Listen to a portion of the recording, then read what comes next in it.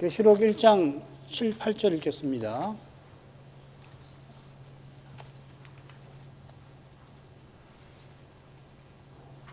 볼지어다 구름을 타고 오시리라.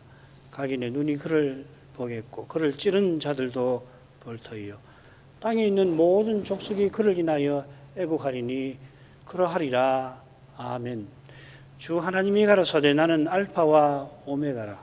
이제도 있고 전에도 있었고 장차 올 자요 전능한 자라 하시더라. 요한 사도는 예수 그리스도의 계시를 기록해서 아시아에 있는 7 교회에 보냅니다. 이 계시는 성부께서 그리스도에게 주신 건데 성자께서 자기 천사를 요한에게 보내어서 그걸 알게 하시고 또 지시하셨습니다. 요한은 인사말에 이어서 성부의 자기 선언을 이 머릿말 끝에 인상 깊게 기록합니다. 그래서 이 머릿말을 셋으로 나눌 수가 있겠습니다. 이 머릿말에서 우리는 이 요한계시록의 책으로서의 장르라고 그러죠. 어떤 종류의 책인가를 배울 수가 있을 것 같아요. 가운데 부분에서 요한계시록이 서신임을 우리는 분명히 알게 됩니다. 서신 보내는 사람, 서신 받는 사람이 밝혀져 있고 바울 서신처럼 서신 보내는 요한이 서신 받는 7 교회를 위해서 삼위로부터 은혜와 평강이 임하기를 기원합니다. 기도하는 거죠, 실제로. 기원에 이어서 특별히 성자 예수 그리스도께 돌리는 요한의 송영이 덧붙습니다. 이런 송영도 바울 서신의 인사말을 떠오르게 하고 이 서신이 서신임을 확인해 줍니다. 왜 서신을 썼을까? 이 생각해 볼 만하죠. 서신은 이 계시록 안에 독특하게 7 교회 사자에게 보내는 우리 주님의 7 서신이 또한 들어 있습니다. 그걸 보면은 왜 서신을 이용하는가 우리가 배울 수가 있겠죠. 아울러 처음 단락에는 이 책이 계시록 이라고 되어 있습니다. 예수 그리스도의 계시라고 바르게 새겨져 있는데 아울러 이 계시라고 하는 아포칼립시스라고 하는 이 낱말이 계시록이 소위 묵시문학, 계시라고도 하고 묵시라고 하고 요한 묵시록이라고도 번역하잖아요. 이 묵시문학과 비슷한 것임을 가리킬 수가 있을 겁니다. 이 묵시문학이라고 하는 것은 이 환상들을 정리하게 기록합니다. 제가 의도적으로 요한이 본 것은 이상이라고 표현하고 소위 묵시문학에서 환상이라고 그리고 후분해서 이 일부러 썼습니다. 영어로는 똑같습니다. 아포칼립스라고 되어 있습니다. 계시록도 그것과 비슷한 이상을 담고 있어서 흔히 묵시문학이라고 분류가 되죠. 그러나 주님과 사도 시대의 묵시문학, 주님 오시기 얼마 전 오시고 난 다음 넓게 보면 한 200년, 400년쯤 될 겁니다. 그 묵시문학이 그 시기에 많이 나오는데 그 유대교의 묵시문학과 달리 예를 들면 다니엘, 스가랴, 계시록은 구약 선지자들과 신약의 사도가 성신의 가마로 천상의전에서 보았던 이상들, 계시들을 담고 있습니다. 이상인데 그 계시 아니에요. 이런 점에서 예수 그리스도의 계시를 성부께서 보이시고 계시하셨다 이렇게 표현을 한 건 계시록에 기록된 많은 이상을 염두에 두고서 이런 이상을 요한에게 보이시고 알게 하셨다 이 말이죠. 예컨대 여호와께서 다니엘에게 느부갓네살이 꿈에서 본 이상을 보이시고 느부갓네살이 다니엘에게 내가 이런 꿈을 꿨다 이야기해 주지 않잖아요. 아주 절대 권력자라서 자기 박수들에게 내가 꿈에서 본 것은 너희가 말하고 그 해석을 보이면 내가 그 해석을 받아들이겠다 그렇게 하잖아요. 그러니까 그 박수들 거기 있는 꿈을 해석하는 사람들이 왕이여 이런 일 없습니다. 그렇게 하니까 다니엘이 하루 만미를 아리옥에게 얻잖아요. 이거 굉장히 특이한 일인데 느부갓네살이 하루 만미를 주니까 여호와 하나님께서 이 다니엘에게 느부갓네살이 꿈에서 보았던 이상을 보여주시는 거잖아요. 그 낱말을 여기 썼단 말입니다. 알게 하신다는 말은. 알게 하신다는 말은 모르는 사실을 깨닫는다는 게 아니라 이상을 보여준다 하는 겁니다. 그리고 지시한다는 낱말은 그 이상에 담겨 있는 뜻을 풀어 전하는 과정을 가리켜요. 이 낱말 자체가. 요한이 주의 날의 이상들을 보고 거기 담긴 교훈을 기록한 것이 이 요한계시록이라 하는 책입니다. 요한이 풀어 전하는 그 교훈을 통해서 이 이상의 내용을 살펴야겠지요.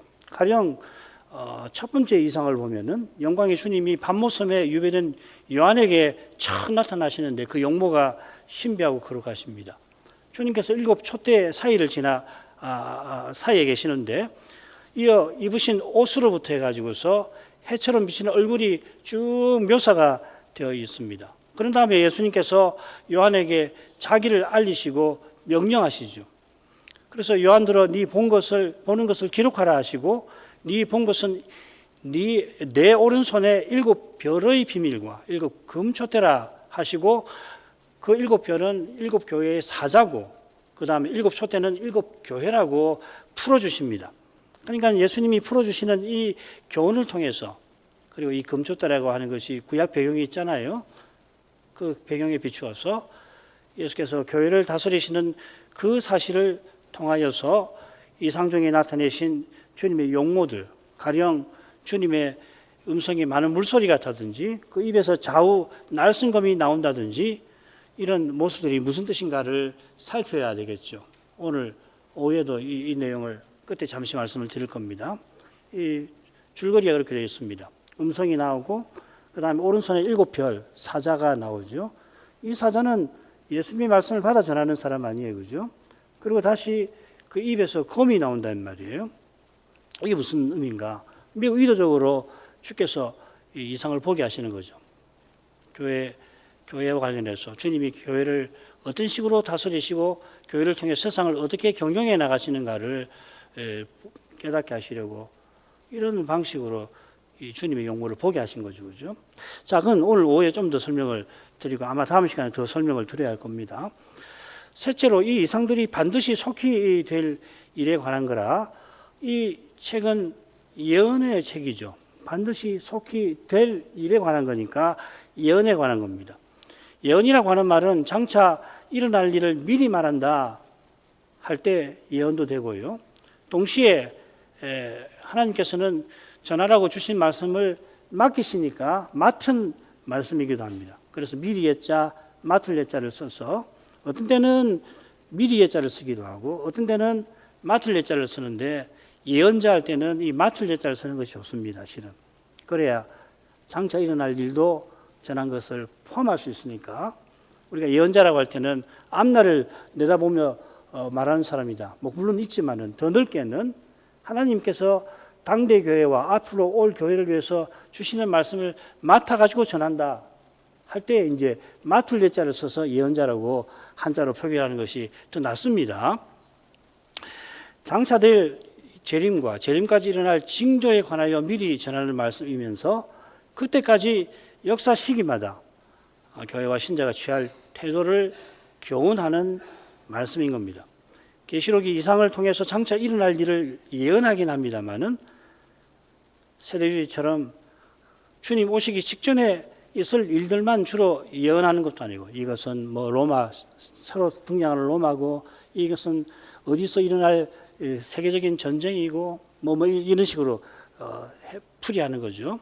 또 역사주의자들처럼 재림 때까지 시대마다 일어날 중요한 일들을 죄다 예언한 것도 아닙니다.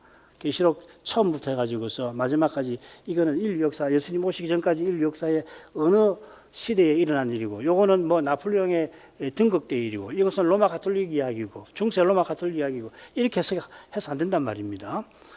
또 과거론자들처럼 예루살렘 멸망과 그 직전에 일어날 일들을 대부분 기록한 것도 아닙니다. 그래서 이 과거론자들은 이 22장이 있는데 약간만 장차 오실 재림에 관한 이야기고 그 앞까지는 죄다 예루살렘 멸망과 그 전에 있을 그 징조들을 기록해 놓은 거다. 그래서 요세푸스의 책 같은 걸 끌어와 가지고서 이 말은 이 말이고 이 말은 이 말이고 이렇게 보는 거예요. 결국 예언으로 보는 거잖아요, 그렇죠?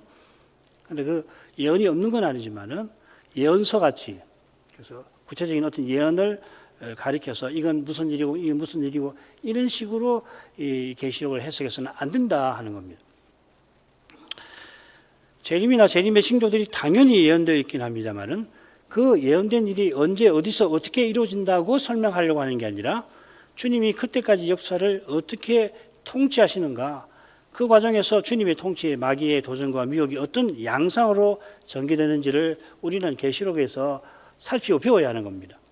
김홍정 목사님의 그 해석을 읽어드리겠습니다. 특별히 계시록 13장을 읽을 때에는 거기 짐승이 나오잖아요. 무태서도 나오고 물에서 먼저 나오고 또 무태서 나오는데 어느 때에 무엇이 어떻게 된다 하는 이야기를 무슨 예언하듯이 하지 않고 그것이 오늘 우리에게 가르쳐주는 바가 무엇인가를 찾아야 한다 하고서 본인이 겪었던 2차 세계대전 과정에서 일어났던 그 현상들이 어떤 의미인가 하는 것을 특별히 요한계시록의 그 짐승과 관련해서 해석해가지고 우리가 이런 시대를 살고 있고, 그러니까 정치와 종교가 혼연일체가 되어가는 그런 경향. 그래서 얼마나 사람을 핍박을 합니까? 히틀러나 일제 일왕이 말입니다. 그런 시대를 어떻게 살아가야 할 건가를 우리는 통찰하고 그런 시대를 어떤 태도로 이겨가야 할 건가를 이 성경에서 배우려고 한 거죠. 자, 그러면 오늘 읽은 말씀 한번 보십시다. 이 7, 8절하고 1절부터 3절을 보면은 서로 짝을 이룰 만큼 비슷한 내용들이 되어 있습니다. 구름 타고 오시리라, 반드시 속히 될 일, 때가 가까웠다는 이야기죠. 모든 눈이 볼 거다. 이거 이 복에 관한 겁니다. 예언을 지키는 자는 복이 있다는 내용하고 관계되는 말씀이고요. 주 하나님이 말씀하신다. 그 하나님이 계시를 예수에게 주신다든지 종들에게 주신다는 거 관계되죠. 그 다음에 이제도 있고 전에도 계셨고 장차 오실 분, 그 칭호를 성부께 직접 언급하십니다. 둘로 나눠서 볼 텐데요. 다시 한번 읽죠. 볼지어도 구름을 타고 오시리라. 각인의 눈이 그를 보겠고 그를 찌른 자들도 볼 터이요. 땅에 있는 모든 족속이 그를 인하여 애곡하리니 그러하리라. 아멘. 주 하나님이 가라사대 나는 알파와 오메가라. 이제도 있고 전에도 있었고 장차 올 자여 전능한 하나님이라 하시더라. 자, 먼저 7절을 두 부분으로 나눠서 보죠. 7절은 문맥상 요한의 선포를 보는 것이 자연스럽고요. 번역도 그렇게 되어 있죠. 사실 굉장히 어렵습니다. 그런데 이 계시록에 나오는 표현들, 그러하니이다, 아멘, 이런 표현들까지 다 찾아서 보면 이건 요한의 말로 보는 것이 좋겠다.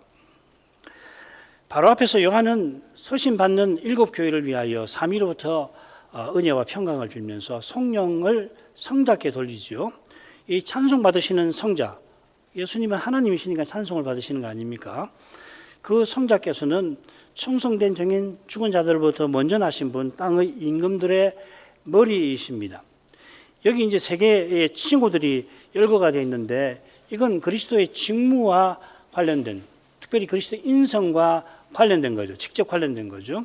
충성된 정의는 주님의 십자가와 먼저 나신 자는 당연히 주님의 부활과 관련되고, 이 십자가 부활은 사람이신 그리스도가 죽고 다시 사시는 거 아니에요. 땅의 임금들의 머리는 부활하신 주님의 왕권을 분명히 가리킵니다. 예수님께 돌리는 그 성령에도 예수님의 십자가 부활 승천과 관련해서 그리스도의 직분이 암시되어 있습니다. 십자가 지신 주님은 부활 때 받으신 권세로서 역사 끝까지 온 세상을 통치하십니다. 7절은 주님이 그 끝에 마침내 세상에 다시 오시는 일을 다루고 있습니다.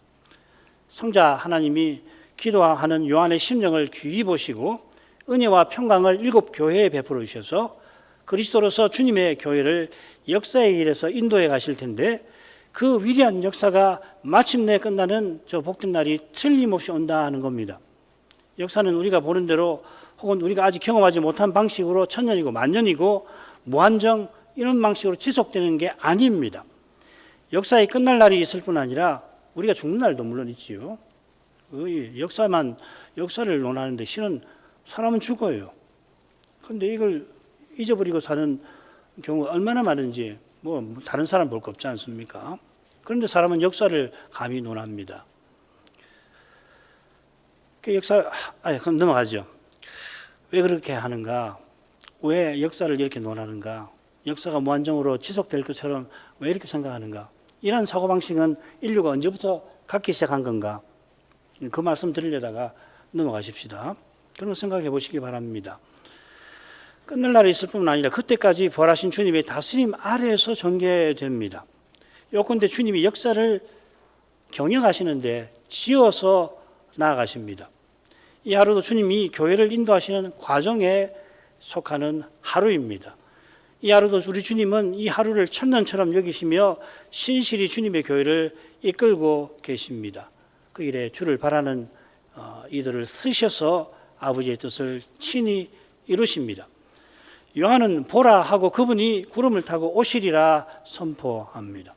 오시리라 한 것은 예수님이 다시 오실 것을 가리키지요. 다시 오시는 날 구름을 타고 오신다 했습니다. 이 구름을 타고 오시는 일은 승천하시던 날에 천사를 통해서 약속하신 바로 그 일입니다.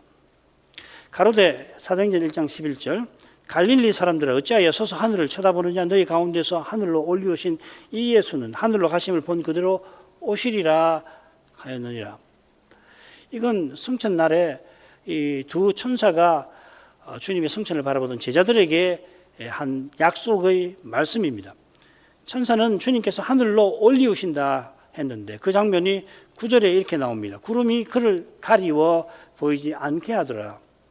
이 가린다라고 하는 표현하고 올리우셨다는 표현에 똑같은 동사가 사용이 되어 있습니다. 헬라말로 람바누라는 말이고 흔히 영접한다 하는 말입니다. receive 한다는 말입니다. 그러니까 하늘로 올리우셨다라고 하는 것은 주님이 하늘로 영접되셨다. 하늘에서 예수님을 영접하였다. 성부가 하셨다는 이야기고 구름이 가린다는 것은 구름이 예수님을 영접한다는 의미가 있어요.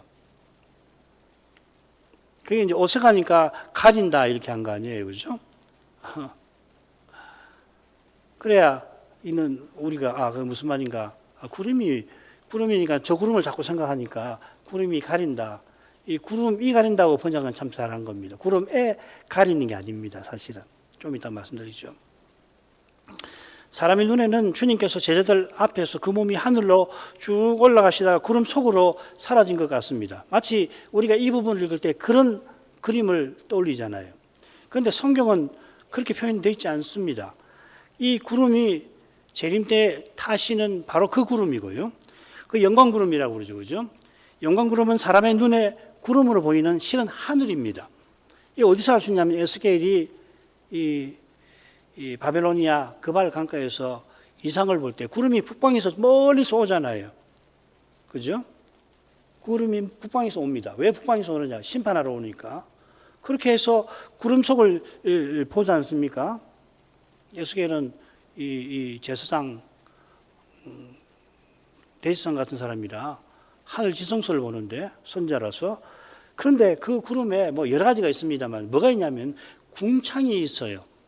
궁창 안에 그룹들이 있고 궁창 위에 보좌가 있고 보좌 위에 영원하신 하나님이 앉아 계시지 않았습니까? 궁창이 구름 속에 있단 말이에요. 이 궁창이 뭡니까? 창조의 두째 날에 물 아름으로 나눌 때 생긴 게 궁창 아니에요. 이 궁창이 세 개의 구역이 있는데 궁창 아래에 우리가 보는 지금 저 하늘이 궁창 아래인데 새들이 막 나른단 말이에요. 그리고 궁창 위에 영광 보좌가 하늘이 있고 영광 보좌가 거기 있는 거 아니에요. 그러니까 이 구름은 우리가 늘 보는 구름처럼 이 에스겔에게도 보이고 지금 제자들에게도 보이지만 다른 겁니다.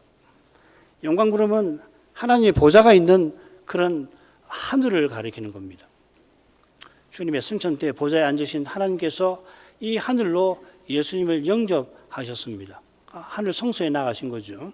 히브리서에서는 그렇게 설명하는 겁니다. 그래서 예수님께서 사람의 눈에 보이듯이 구름에 가리신 게 아니라 그 구름이 예수님을 영접해서 안 보이게 했다 한 겁니다.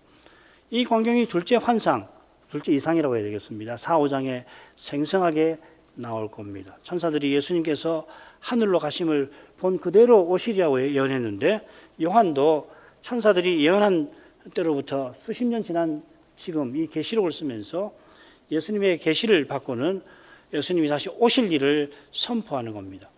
사실 예수님 자신이 감람산 강화에서 맨 끝에 이 일을 이렇게 말씀하셨죠. 양과 염소 비유 맨 처음입니다.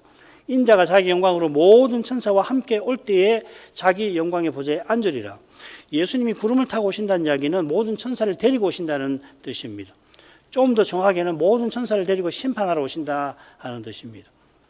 계시록에 보면 구름 위에 사람의 아들 같은 이가 앉아 심판하시는 장면이 계시록 14장에 나올 겁니다. 또 다른 천사가 성전으로부터 나와 구름 위에 앉으니, 여기 앞에 14절에 보면은 사람의 아들 같은 인자와 같은 이가 구름 위에 앉아 있다 이렇게 되어 있습니다. 우리가 아는 예수님 아니에요. 부활하신 주님. 향하여서 큰 음성으로 외쳐 가로되 네 낫을 휘둘러 거두라. 사실 높임말로 해야 되겠죠.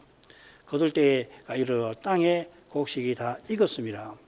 이 심판은 우편의 양들을 모으는 심판이 되겠고, 좌편의 염소를 모으는 것은 14장 뒤에 나올 겁니다.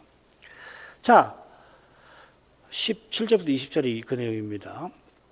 이런 배경에서 7절에 이어 나오는 내용을 살펴보십시다. 각인의 눈이 그를 보겠고, 이 헬라어로는 모든 눈이라고 했습니다.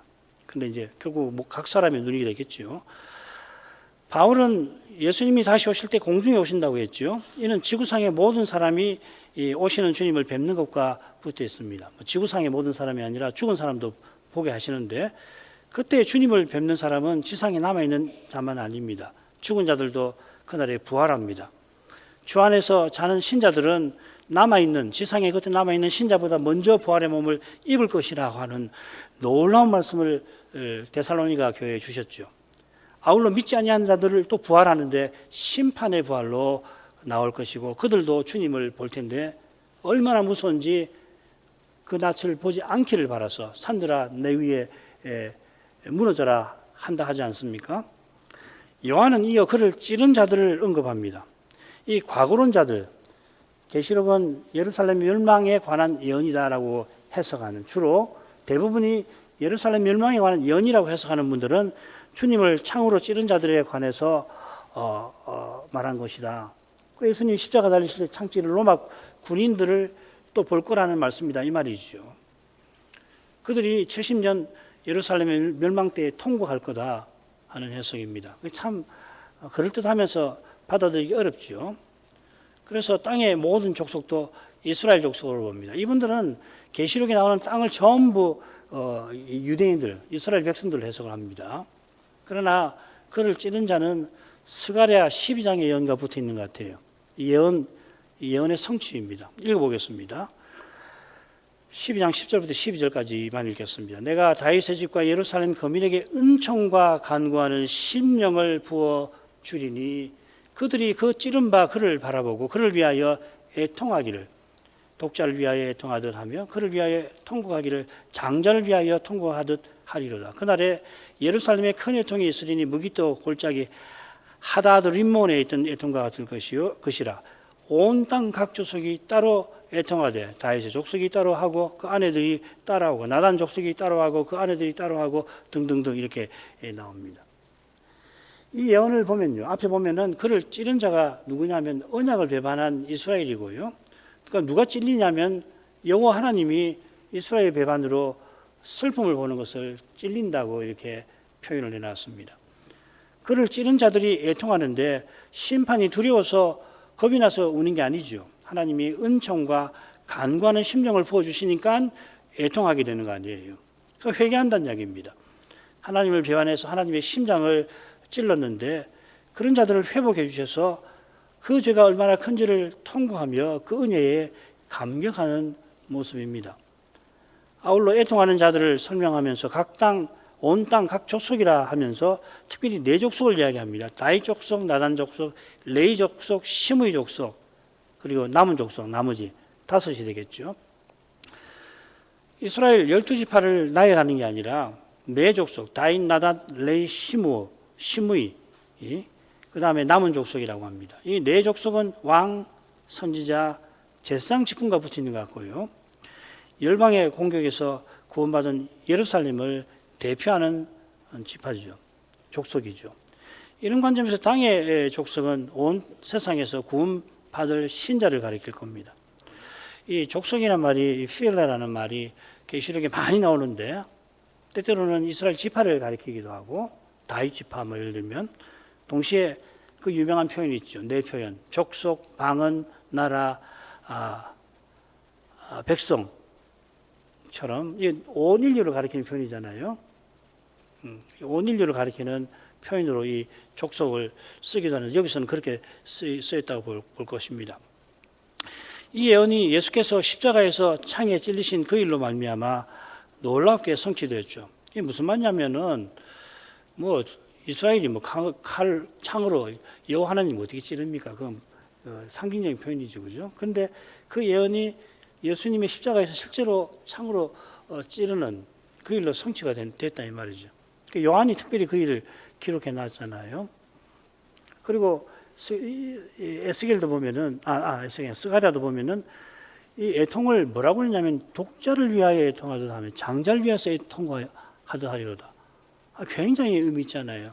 통곡하는 걸 묘사할 때 여러 가지로 부모를 잃은 것처럼 뭐 그렇게 할 수 있는데 이 장자 독자를 썼어요. 참 흥미롭습니다. 아무튼지 이 예언은 예수님의 십자가로 말미암아 성취되었습니다. 십자가가 부활, 복음 전파와 더불어서 모든 구약 성경이 예언하는 바로 그 일이죠. 우리의 죄로 말미암아 주님이 십자가에 달리셨는데 이것을 깨닫는 이마다 회개하며 슬퍼합니다. 정말 슬퍼하지 않을 수 없잖아요. 예수를 안 믿다가 믿게 된 경우와 특별히 인상적인데 어려서부터 믿는 사람들은 좀 드물기도 하지만 나이 들어서 이 예수님의 복음을 듣고 이 십자가를 알고 얼마나 슬퍼하는지 어떤 사람들은 뭐 몇 시간이고 통곡하기도 하고 뭐 몇 시간만 통곡하기도 합니까? 며칠에 걸쳐 통곡하는 사람도 있잖아요. 그러나 통곡이 중요한 게 아니라 날마다 자기 죄를 깨닫을 때에 그 십자가에서 얼마나 슬픈 말이에요. 죄에 대한 죄를 깨닫는 마음에 찾아드는 그 슬픔, 이게 떠나면 안 되는 겁니다. 이게 떠나면 사람이 교만해지는 거죠.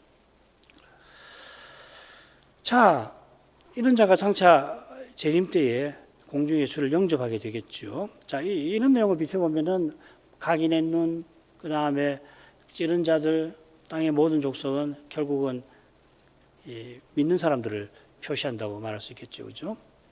그래서 1장부터 3절에 보면 이 예언을 읽는 자, 듣는 자, 지키는 자가 복이 있다는 내용하고 짝을 이룬다고 말씀드렸잖아요.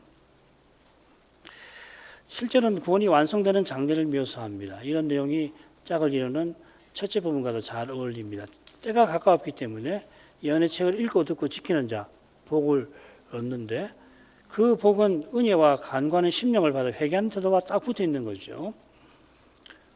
아울러 반드시 속히 될 일과도 붙어 있습니다. 구름 타고 오실 때 완성된 구원을 회개하는 그들에게, 우리에게 주실 것입니다. 요한이 주께서 오실 일을 전하고 그러하리라 아멘 합니다.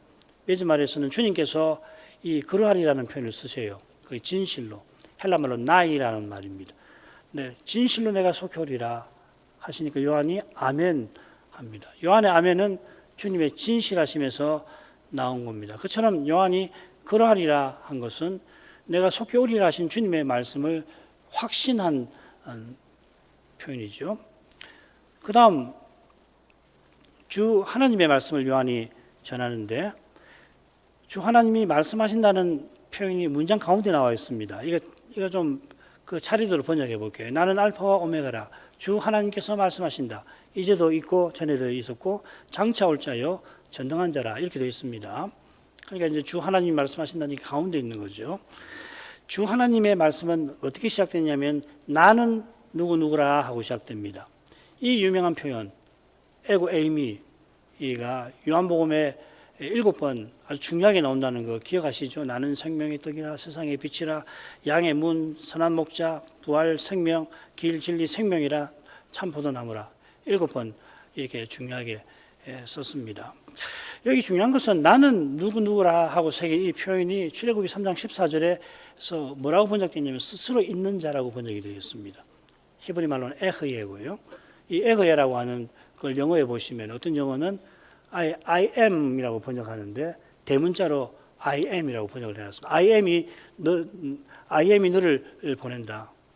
나는 스스로 있는 자인데 스스로 있는 자가 너를 보낸다고 그렇게 전하라 모세에게 일러주잖아요. 거기 보면은 이 스스로 있는 자가 히브리 말로를 말인데 그걸 그대로 번역하면 I am입니다. 나는 있다, 나는 이다라는 있다. 비슷하게 여기서 주 하나님께서 나 여호와는 알파와 오메가라 이렇게 말씀하시는지 모르겠습니다. 학자들은 이렇게 말씀하시는 걸 단정하는데 뭐 단정까지는 아니지만은 우리가 지난번에 생각한 것처럼 이제도 있고 전에도 있었고 장차 올 자라는 성호 또 전능한 자 성호는 여호와 칭호와 딱 붙어 있는 거 아니에요. 하나님이 나는 알파와 오메가라 하십니다. 알파와 오메가는 헬라 알파벳 24글자의 처음과 마지막입니다. 이 알파 오메가가 계시록에 3번 나오는데 다른 2번은 시작과 끝, 또 처음과 나중과 함께 이 표현이 나와요. 그래서 이 알파 오메가라는 말이 무슨 뜻인가를 더 분명하게 알 수가 있겠습니다. 그러니까 요한계시록이 이 헬라어로 쓰여졌다면은 그 헬라어 처음 글자하고 마지막 글자 계시하신 것을 말씀하시면서 계시하신 것을 마침내 이루신다는 뜻이 아마 있어서 알파 오메가라고 한 것 같아요. 아람어 성경을 보니까 거기는 이제 히브리어 알렙이거든요.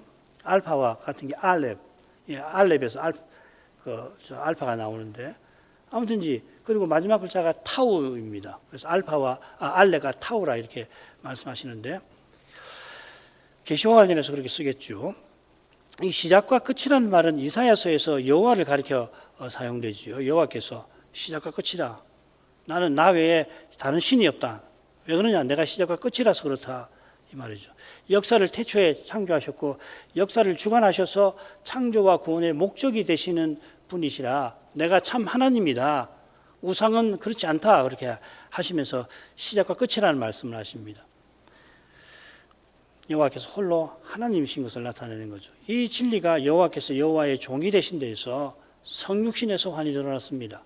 예수께서 이사야가 예언하던 그 여호와의 종으로서 고난받으시는 십자가에서 아버지께서 자기 아들을 아끼지 않고 내주신 사랑이 온전히 나타났고 이보다 놀라운 하나님의 계시가 어디 있어요? 하나님은 내가 누구라고 드러내기 계신데 여기서 하나님이 자기를 드러내시는 가장 생생하고 고귀하고 아름답고 온갖 좋은 말 선하시고 자비하시고 온갖 선한 이 형용사와 부사를 붙여서 표현할 수 있는 자기 계시 아니에요. 거기서 하나님께서 거룩하신 하나님 홀로 참 하나님이심이 찬란하게 계시되었습니다. 그런 사랑으로 하나님은 장차 그리스도를 세상에 다시 보내셔서 우리에게 약속하신 약속을 다 이루어 주실 것입니다. 구원과 창조의 목적이 재림에서 완성되는 겁니다. 무엇보다 우리가 그리스도와 같아지는 부활에 이르게 해주시는 그 일이죠. 이는 우리 각각이 부활의 몸을 입고 그저 죽지 않고 영원히 사는 정도가 아니라 부활하신 그리스도와 같이 영원히 하나님을 가까이 하고 섬기게 하신다는 이야기입니다. 나아가 함께 그리스도를 영원히 드러내는 것이죠. 이게 얼마나 고귀한 일인가. 이걸 모르면 기독교 신앙이 말입니다. 예수 그리스도를 믿습니다 하면서도 결국은 이걸 놓치면은 어디로 가기 쉬우냐면 자기 성취로 가기, 자기 만족으로 가기 참 쉽잖아요.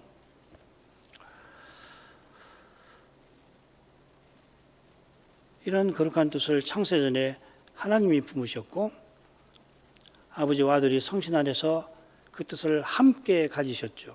요한복음 17장 5절에서 배울 수 있습니다. 에베소 1장 4절이 그것입니다. 창세전에 그리스도 안에서 우리를 택하셨다.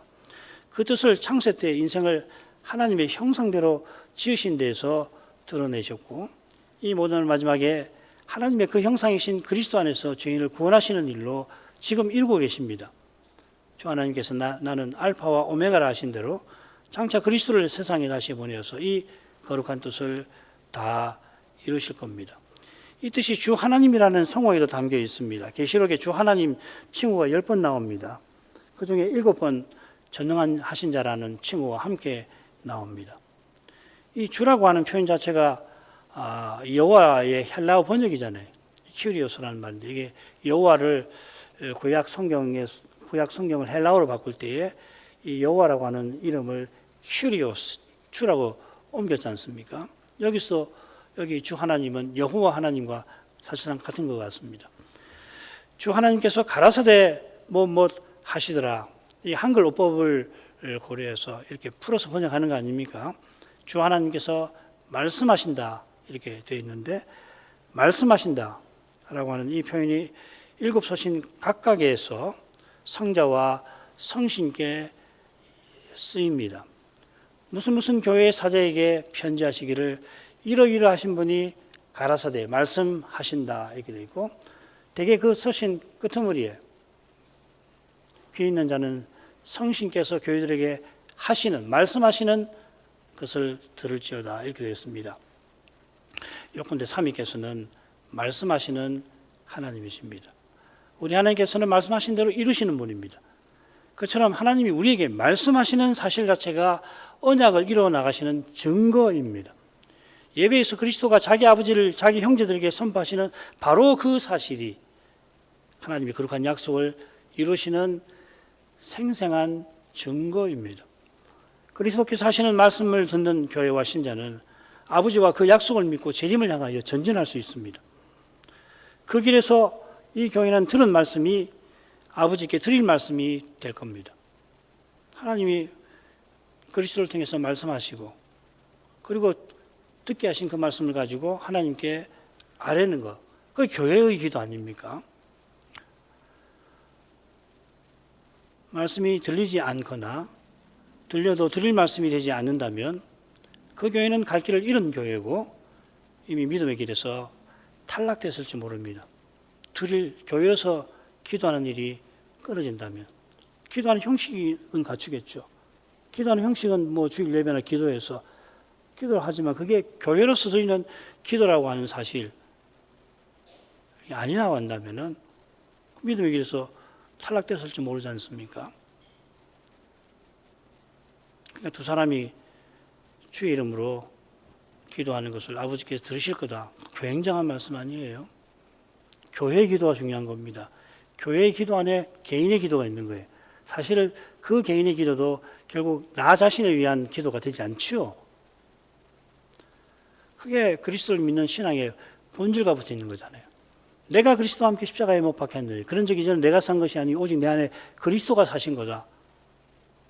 그 그리스도는 어떤 분이신가? 교회의 머리로 계시고 나는 그 그리스도를 믿는 교회에 속한 지체로서 함께 그리스도의 몸으로 존재하는 거 아니에요. 에베소서 1장 15절에서는 하나의 새로운 사람이라고 표현하게 되었습니다. 신비하죠. 이러한 신비를 맛보지 못하면 결국 신앙은 개인주의로 갈 수밖에 없어요. 안 갈 수가 없습니다. 사람은 누구나 그렇게 되어 있는 거 아니에요. 이게 김홍조 목사의 그리스도의 지체로 사는 삶에서 강조하는 그 내용 아닙니까?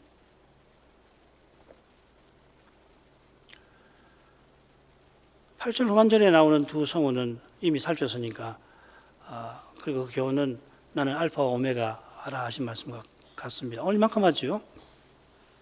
거룩하신 아버지 주님께서 예수님에게 계시를 주시고 그 계시를 주의 종 요한에게 보이시고 지시하셔서 이 시대의 교회들이 요한이 기록한 이 성경을 통해서 이 시대의 주님의 교회로서 서나갈 길을 발견하게 하시고 그 신자 각각이 그 길에 행할 지혜와 힘을 또한 얻게 하십니다. 주 하나님께서 내가 알파와 오메가라 선언하신 거기서 이날에도 하나님께서 그리스도를 통해서 그와 같이 선언하시는 신비를 통하여 하나님께서 이제도 말씀하신 대로 친히 이루어 나가신다는 이 진리를 믿을 수 있게 하십니다. 자비하신 아버지, 믿음으로 구원 얻게 하신 그 거룩한 뜻을 주께서 말씀하신 그 약속이 사람 눈에, 사람의 생각과 경험에 비추어서 그 약속이 영영 이루어지지 않을 것 같은, 도무지 마음에 와닿지 않고 내가 살아가는 일상에 그 약속이 무슨 관계가 있을까 싶은